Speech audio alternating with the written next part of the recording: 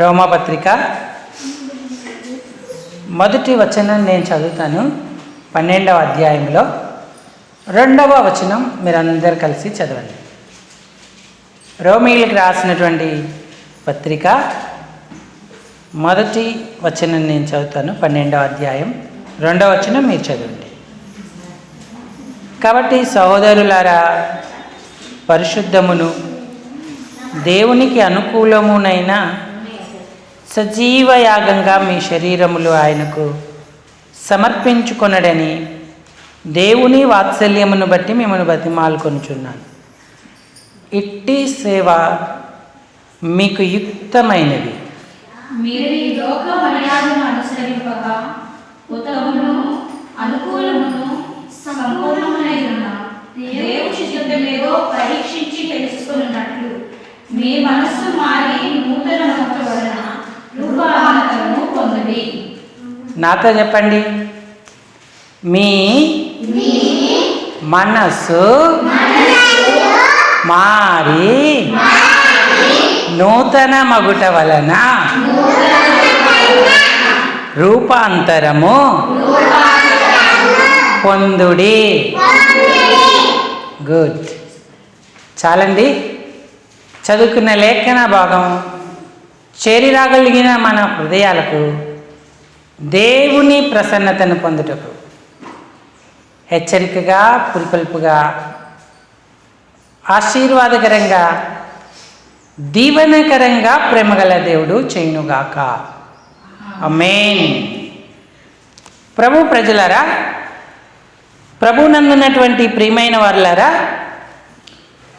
మనం దేవుని యొక్క వాక్యం మీద మన మనస్సు నిలుపుదాం. కొత్తవి అంటే మనకెప్పటికీ ఇష్టమే. కొత్త వస్తువులు, కొత్త బట్టలు, కొత్త పిండి వంటలు, క్రొత్తగా ఉండడానికి, లేదా కొత్త చెప్పులు,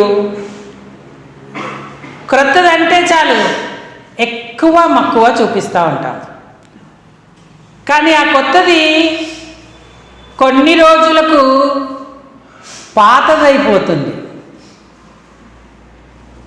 ప్రసంగి ఏమంటాడంటే, క్రొత్తది లేదా నూతనమైనదని ఒకడు దీని గురించి చెప్పును, అయినను ఇది ఇంతకు ముందుండిన దినములలో ఉండినదే అన్నాడు. ఆకాశం కింద, సూర్యుని క్రింద నూతనమైనదేదియు లేదు.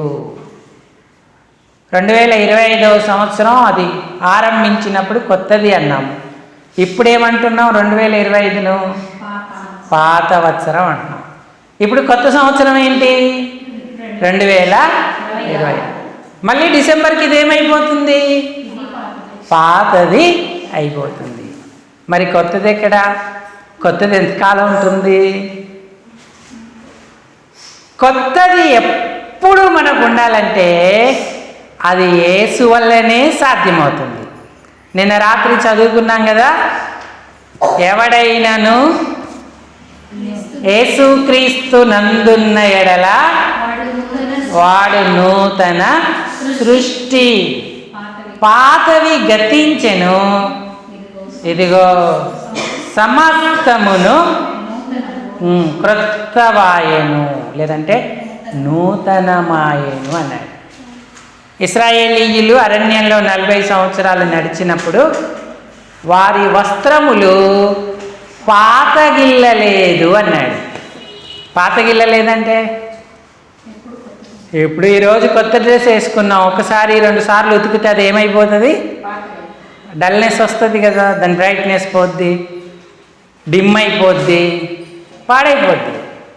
కానీ 40 సంవత్సరాలు వారి వస్త్రములు పాతగిల్లలేదు అన్నాడు. దేవుడు దాన్ని నూతన పరిచాడు. వారి చెప్పులు తెగిపోలేదన్నాడు. మనమైతే సంవత్సరానికి ఎన్ని జతల చెప్పులు కొంటాం? ఆయనకి షైనికైతే పుట్టినరోజు అప్పుడల్లా కొత్త చెప్పులు కావాలా, మా సాముకు షూస్ కావాలా. సంవత్సరం వాళ్ళు 40 సంవత్సరాలు చెప్పులు తెగకుండా వాళ్ళతో పాటే దేవుడు చెప్పులను కూడా పెంచుతూ వచ్చాడు. దేవుడు చేస్తే అది ఎప్పుడూ క్రొత్తగా ఉంటుంది, అది పాతగిల్లదు. అయితే అక్షరార్థమైన విషయాలు వేరు, ఆత్మ సంబంధమైన విషయాలు వేరు.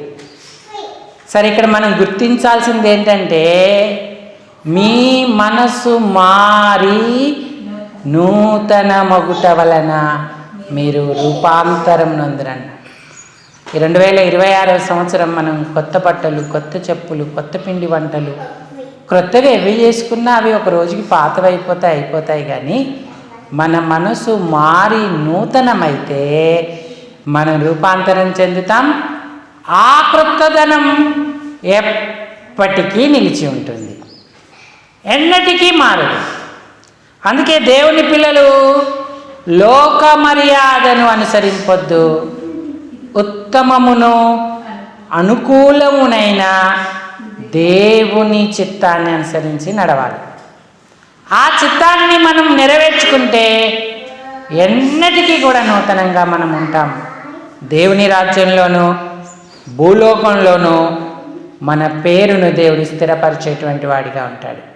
అదే ప్రియులారా, ఈనాడు మనం నూతన పరచబడుతూ ఉన్నామా? మన మనస్సు నూతనం అవుతా ఉందా? దావీదు ఏమి కోరుకున్నాడు? 51వ కీర్తనకు రండి. కీర్తనల గ్రంథం. ఆయన ప్రభువును అడుగుతున్నాడు. చూడండి, 10వ వచనం చదవండి. 51వ కీర్తనలో, దేవా నా యందు శుద్ధ హృదయము కలగజేయము, నా అంతరంగంలో స్థిరమైన మనస్సును. ఏం కావాలంట ఆయనకు? స్థిరమైన మనసు, నూతనముగా పుట్టించుము అంటున్నాడు.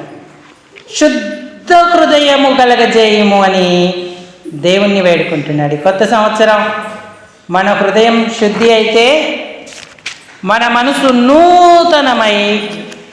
నూతనమైన మనసుతో ఆయనను మనం సేవిస్తాం.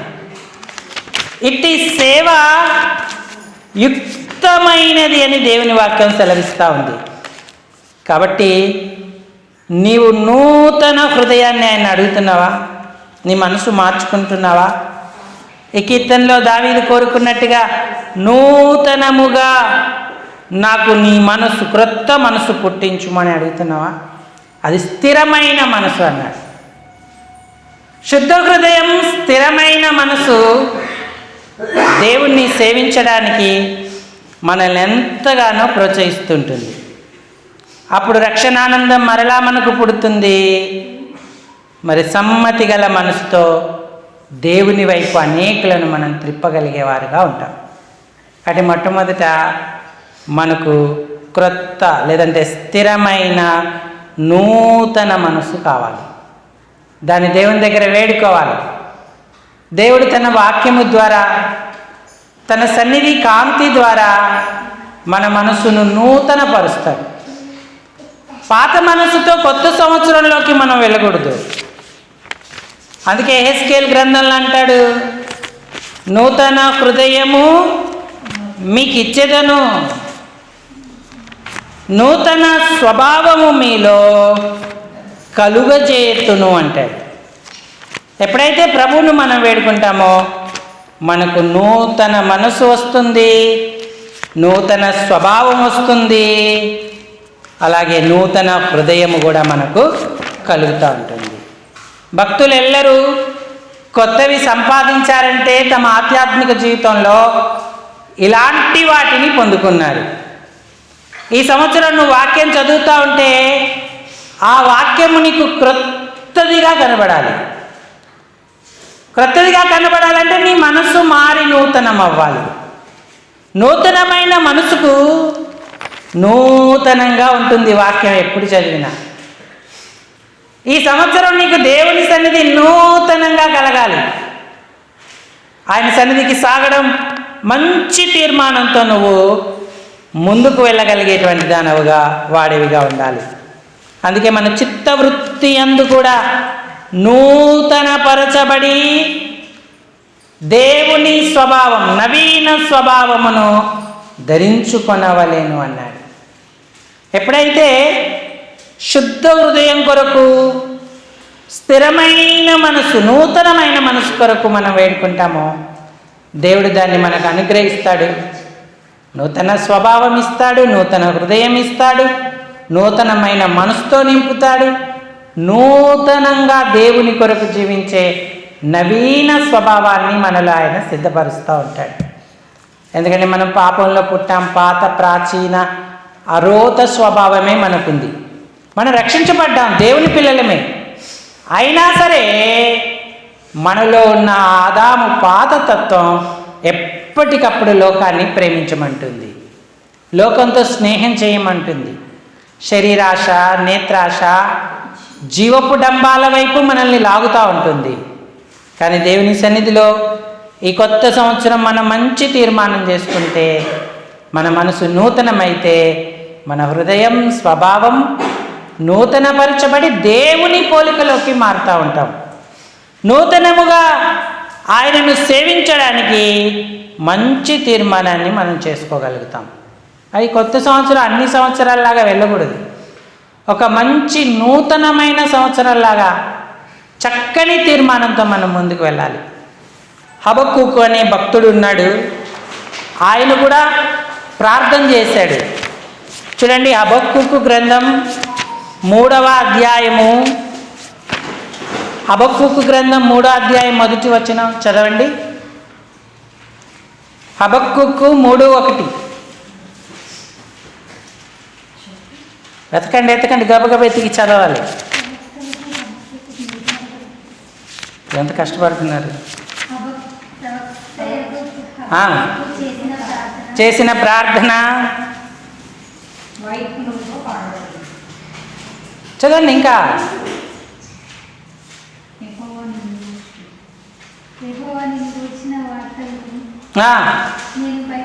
నేను భయపడుచున్నాను. యెహోవా సంవత్సరములు జరుగుచుండగా ఏంటంట? నీ కార్యమును నూతన పరచుము. సంవత్సరములు జరుగుచుండగా దానిని, నాతో చెప్పండి అందరూ, నీ కార్యమును. ఏంటి అంత సన్నగా చెప్తున్నారు?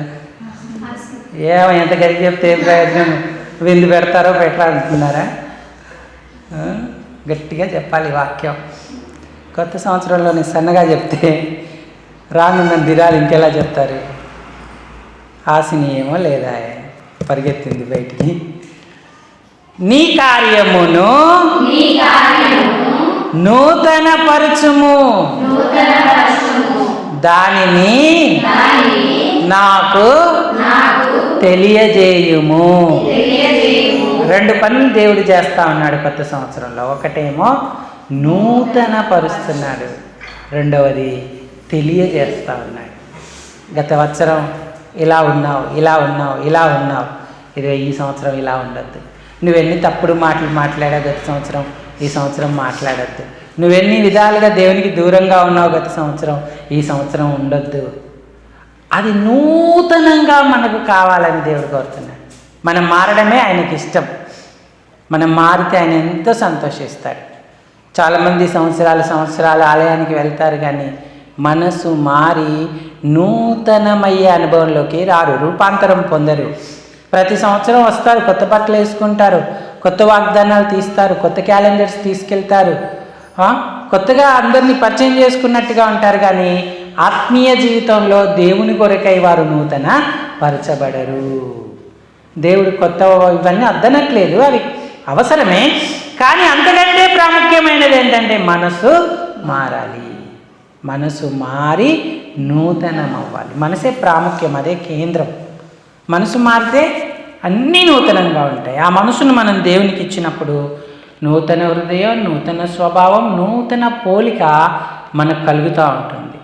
అప్పుడు సంవత్సరాలు జరుగుతూ ఉంటుంటే దేవుని స్వభావం మనం సంతరించుకుంటాం. ఒక్క సంవత్సరంలోనే మనం మారము, ఒక సంవత్సరంలో అన్నీ నేర్చుకోము. జరుగుతున్న సంవత్సరాలు, ఆ సంవత్సరాలలో దేవుడు నూతనపరిచి వాటిని మనకు ఆయన తెలియజేస్తాడు. ఒక భక్తుడు అన్నాడు, ఒక సంవత్సరం నేను పరిశుద్ధత నేర్చుకున్నాను అన్నాడు.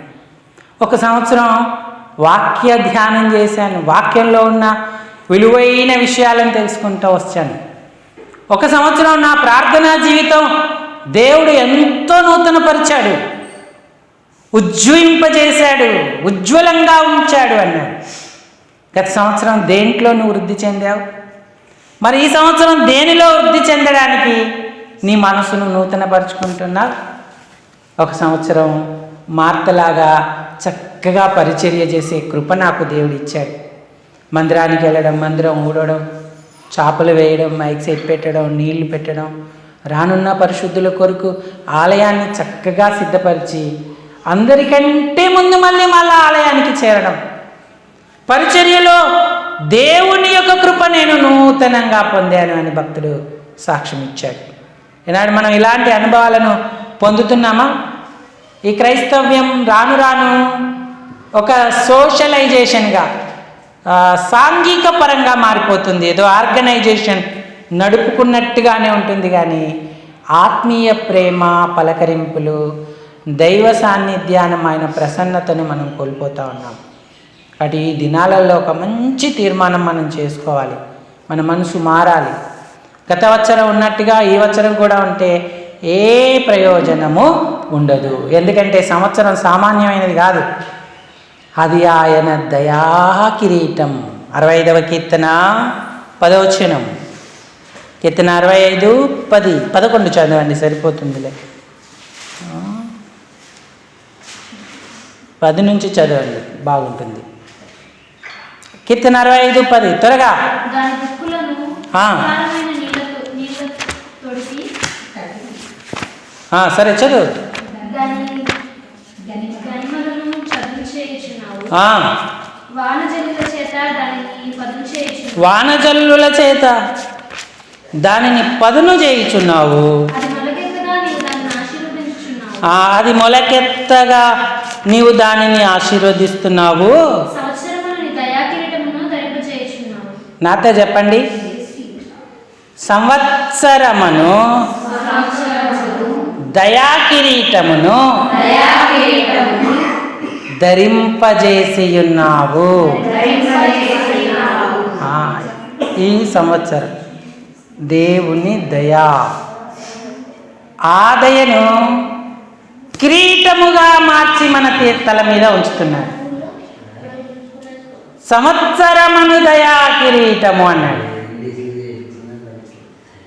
సరే, తర్వాత మాట్లాడుకుందాం. శుభమ్మ, వాక్యం విను, తర్వాత మాట్లాడదాం. ఏం చెప్పాను ఇప్పుడు? ఏం చెప్పాను చెప్పు. వినలేదు కదా నువ్వు? అదేలే, నాకు అర్థమైంది. కానీ నాతో చెప్పు. దయా కిరీటము. దేవుడు ఏం చేస్తున్నాడంటే దయను, సంవత్సరాన్ని దయా కిరీటంగా ఇస్తున్నాడు. ఈ సంవత్సరం మనం ఉన్నామంటే ఆయన కృపే, ఆయన దయే. ఎంతోమంది చనిపోయారు. నిన్నటికి నిన్న 31వ తేదీ రాత్రి మేము చర్చికి వస్తూ ఉంటే రోడ్డు మీదే యాక్సిడెంట్ జరిగింది. అక్కడికక్కడే మనిషి చనిపోయాడు. ఆ మెదడు చిట్లిపోయి రక్తమంతా రోడ్డు, ఎక్కడో కాదు, మళ్ళీ అది కొండపల్లి బస్ స్టాండ్ దగ్గర. ఎంత భయంకరమైన ప్రమాదం! ఎందుకు మనల్ని సజీవుల్లో ఉంచాడు? మన మనసు మారి నూతనమై మరలా ఆయన సన్నిధి చేరాలని ఒక్క అవకాశాన్ని మనకు ఆయన అనుగ్రహించాడు. కాబట్టి అలాంటి మంచి దేవుని మహాకృపలో మనం నిలిచి ఉండాలి. గట్టి తీర్మానం చేసుకోవాలి. ఏదో అలవాటు, ఆనవాయితీ, ఆలయం అంటే నిర్లక్ష్యం ఉండకూడదు. ఎందుకంటే యేసయ్య ఎంత త్యాగం చేశాడు. తన ప్రాణాన్ని మన కొరకు పెట్టాడు. కొరడా దెబ్బలు తిన్నాడు, కడుపులో బల్లెపోటు, తలకు ముళ్ళ కిరీటం, ముఖంపై తుప్పు అని ఉమ్మేయించాడు.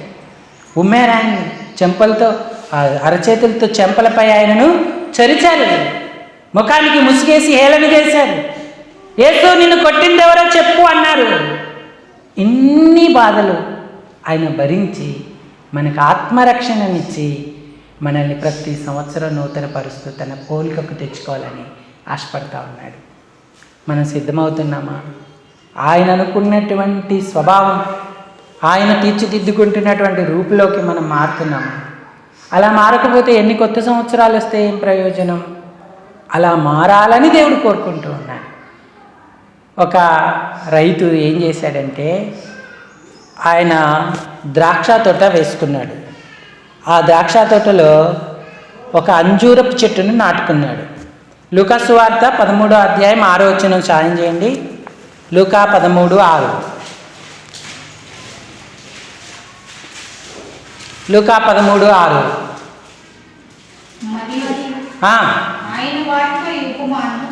ఆయన వారితో ఈ ఉపమానం చెప్పెను. ఏ తోట? అంకమరావు గారు, ఏ తోట? ఆగండి, మీరందరూ అంకమరావులా? చెప్పండి, ఏ తోట? ద్రాక్ష తోట. సింపుల్గా ఏ తోట? ద్రాక్ష తోటలో ఏ చెట్లు వేస్తారు? మరి అంజూరపు చెట్టు ఎందుకు వేశాడు మహేంద్ర? అంజూరపు చెట్టు ఎందుకు వేశాడు? ద్రాక్ష తోటలో ద్రాక్ష చెట్లే కదా ఉండేది. ఏరైతే ఇప్పుడు జామ చెట్లు వేస్తే జామ తోటలో ఏం వేసుకుంటాడు? మామిడి తోట అయితే మరి ఎందుకు అంజూరపు చెట్టు వేశాడు? ఎందుకంటే ఆ రైతుకి అంజూరపు చెట్టు అంటే ఇష్టం. అంజూరపు పండు అంటే ఆయనకు ప్రాణం. ఒక క్రొత్త అంజూరపు పండు తినాలని ఆయన ఆశ. అందుకని ఈ చెట్టు ఈ ద్రాక్ష తోట మధ్యలో వేసుకున్నాడు. వేసుకొని ఏం చేస్తున్నాడు ఆయన? అతడు దాని పండ్లను వెతకవచ్చాడు. ఏమీ దొరకలేదు.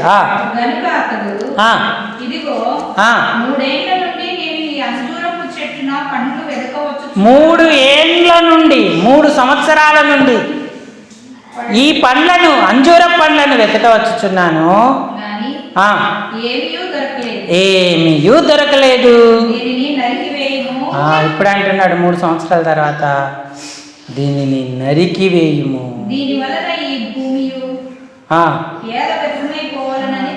దీని వలన ఈ భూమి ఎందుకు వ్యర్థం కావాలని ద్రాక్ష తోట, ద్రాక్ష తోటలను చెట్లను కాస్తున్న ఆ తోటమాలితో చెప్పాడు. నేను దాని చుట్టూ త్రవ్వి ఎరువు వేయి మట్టుకు ఈ సంవత్సరం కూడా ఉండనిమ్ము. ఇప్పుడు మనల్ని కూడా దేవుని సంఘంలో అంజూరపు చెట్టులాగా నాటుకున్నాడు.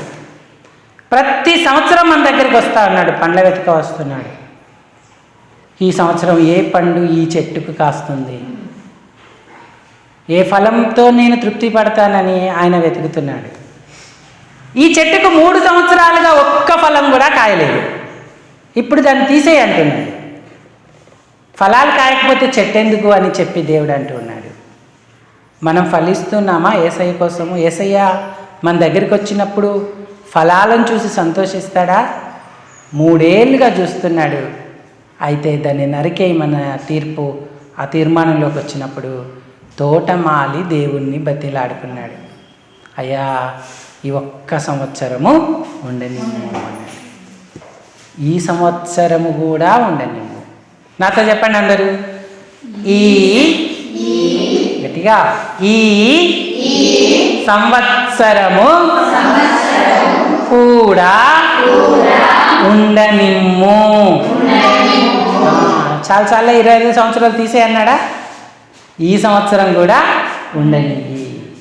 ఎందుకు ఉండాలంటే తోటమాలి అన్నాడు, నేను చుట్టూ బాగా తవ్వుతానయ్యా, ఎరువేస్తాను, ఈ సంవత్సరం ఇది ఫలిస్తుంది, ఫలించని ఎడల సరి, ఆ తర్వాత నీ ఇష్టం అన్నాడు. మనం ఇంకా సజీవుల్లో ఉంచబడ్డామంటే దేవుని దయే. 26వ సంవత్సరం కూడా మనకి ఇచ్చాడు. మనం ఇంకా ఫలించాలి ప్రభు కొరకు. కాబట్టి నూతన పరచబడి మనసు మారి ఎప్పుడైతే ఆయనకు అప్పగించుకుంటామో ఈ కొత్త సంవత్సరం కొత్త ఫలాలతో కొత్త సస్యములతో మనం నింపబడతాం. ఆయన దయ మనపై ఉంటుంది, మనం ధన్యులమవుతాం. క్రొత్త మనసు, క్రొత్త హృదయం, క్రొత్త స్వభావం మనకు కలుగుతుంది. దేవుని నామాన్ని మహిమపరుస్తాం. అంటే దేవుడు ఈ సంవత్సరం కూడా ఉంచినందుకు కృతజ్ఞత చెల్లించాలి. మంచి తీర్మానంతో మరి నూతనంగా ఈ సంవత్సరం మనం సాగాలి. అటు తీర్మానం మనం చేసుకుందాం. అందరి తలలోంచి కళ్ళు మూసుకోండి, ప్రార్థనలోకి వెళదాం. ఈ తలంపులను దేవుడు దీవించును గాక. ఆమేన్.